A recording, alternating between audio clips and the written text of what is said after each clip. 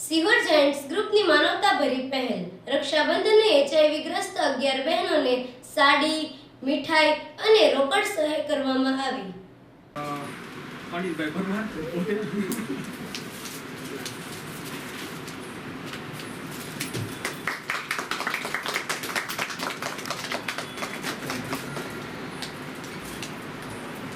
ત્યાર પછી આપણે નૈનાબેનનું આઈસીટીસીના આપણે કાઉન્સેલર જે તમે લોકો ઓળખતા જ હશો, હર દિવસે આપણને તમને મદદરૂપ થતા હશે ગમે એ રીતના. પણ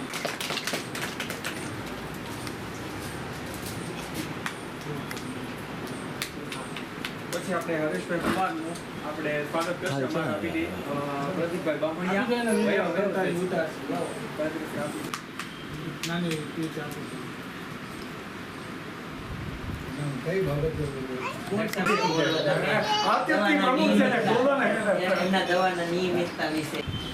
અમે ખાસ આ જાયન્ટ્સ ગ્રુપમાંથી એ માટે આવ્યા છીએ કે તમને મદદરૂપ કોઈ પણ રીતે થઈ શકીએ, બધા તમારી આરોગ્યનું અમે ધ્યાન રાખી શકીએ અને તમે રેગ્યુલર તમારી જેવી મેડિસિન હોય એ લઈને તમારું સ્વાસ્થ્ય સારું રાખો અને રક્ષાબંધન નિમિત્તે બધા સરસ રીતે તહેવાર ઉજવીને શાંતિ રીતે માણી શકો એવા અમે ખાસ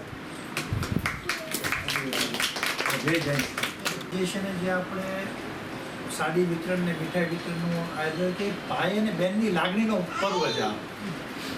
અમે આમ જનરલી બેન ભાઈ માટે રક્ષાની સુરક્ષા માટે આ એક પર્વ ઉજવાતો હોય છે, પણ એની સાથે સાથે ભાઈની પણ એવી ફરજ બનતી હોય કે બેન દુઃખી ન રહે, બેનને જે કાંઈ મદદરૂપ થવાતી હોય અને એની સ્વાસ્થ્યને લગતી મદદરૂપ થવાતી હોય, એના સુખાકારી માટે જે કાંઈ મદદરૂપ થવાતી હોય તો એવો પ્રયત્ન જાયન્ટ્સ ગ્રુપના બધા મેમ્બરો એના ભાઈ બનીને તમારી માટે જે કાંઈ અમારાથી બનતો પ્રયત્ન છે અને આ બધા માટે માધ્યમ બેન જે બન્યા છે તો અમે જાયન્ટ્સ ગ્રુપ વતી એમનો પણ આભાર માનીએ છીએ કે આ યજ્ઞમાં અમને કંઈક કરવા માટે એમને પ્રેરણા આપી અને અમારું માર્ગદર્શન આપ્યું કે આવો પણ એક વર્ગ છે, આવા પણ વર્ગને આપણે કામ કરી શકીએ છીએ. અને આ ખરેખર તો છે ને લાગણીનો પર્વ છે. આ એવો પર્વ છે કે જેનીથી અમારે જ્યારે તમને સાડીને મીઠાઈ આપીએ છીએ ત્યારે અમને એવું ફીલ થતું હોય કે અમે અમારા બહેનોને આપી રહ્યા હોય.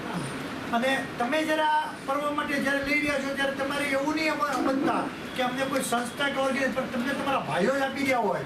આવી આ સાથે તમે અમારા ગ્રુપને પણ એવા આશીર્વાદ આપો કે વખતો વખત અમે તમારી માટે જે કાંઈ રૂપ મદદરૂપ થવા પ્રયત્ન કરીએ ત્યારે આમાં અમે અડીખમ ઊભા રહીએ અને અમને ઈશ્વર પણ આવું બળ આપે કે ખૂબ સારી રીતે તમારા લોકોને મદદરૂપ થઈ શકીએ. બસ આટલું જ વસ્તુ થઈ જાય. પ્રથમ તો હું સિહોર આઈસીટીસી તરીકે સિહોર તાલુકામાં જે જાયન્ટ્સ ગ્રુપ ઓફ સિહોરમાંથી જે મહેમાનો આવેલા છે આપણને આટલી બધી હેલ્પ કરવા માટે 10 બહેનોને સાડી વિતરણ કરવી છે ને મીઠાઈ વિતરણ કરવું છે.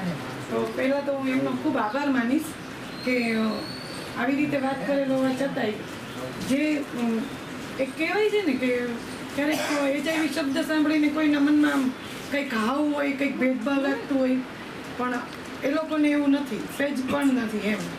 એટલે પહેલાં તો હું ખૂબ આભાર માનીશ કે એમની જે મેન્ટાલિટી છે એ ખૂબ સારી છે કે આ ડિસીઝ કંઈ મેં તમને બરાબર તો ખૂબ આભાર માનીશ કે આ પ્રોગ્રામમાં એ લોકો આપણને સપોર્ટેડ થાય છે અને ખૂબ સરસ કાર્ય કરે છે કે આ રક્ષાબંધન નિમિત્તે એ તમારા ભાઈ બનીને તમને સપોર્ટ કરવા માટે આવે. એ જ વાત મગજમાં રાખવાની.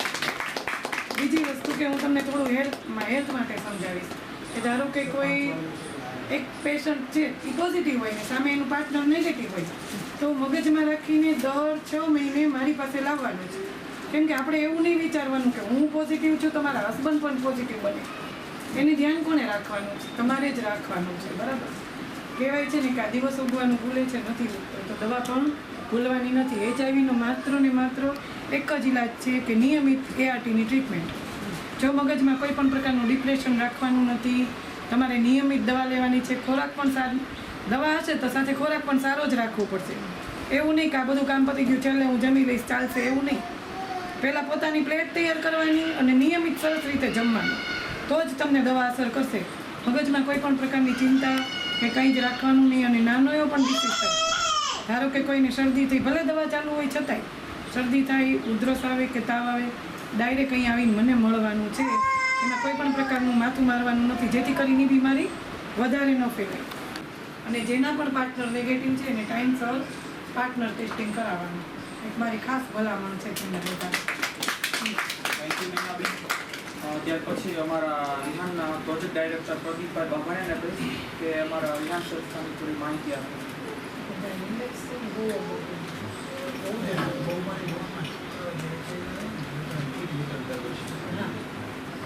BNP પ્લસ વિહાનમાં ઉપપ્રમુખ છું.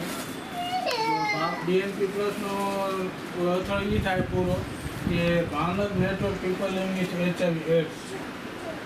એમાં અમારી સંસ્થા છે જે 7 લોકો દ્વારા ચાલે છે અને એ એવી એક સંસ્થા છે કે જે HIV પોઝિટિવ લોકો માટે કામ કરે છે અને HIV પોઝિટિવ લોકો જ કામ કરે છે. અને અમારા ભાઈ બોર્ડમાં છે દિલીપસિંહ.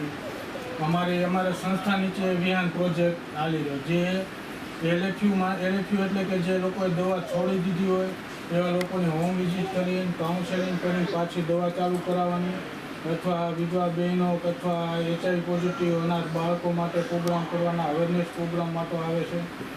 આ પ્રોગ્રામ અમારે દર વર્ષે એમ કહે ને તો અમે સિટી પૂરતું જ રાખતા હતા. પહેલાં તાલુકા કે નાના બહેનો કે ભાઈઓ છોકરાઓ કોઈ કવર નહોતા થતા.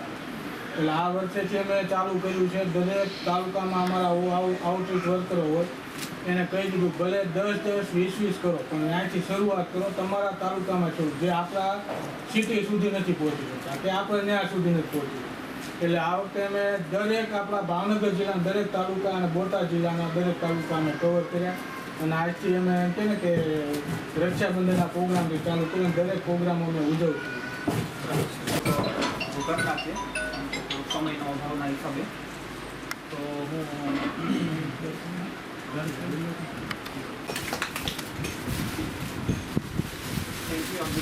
બહારનું પાણી નથી, બહારનું જમ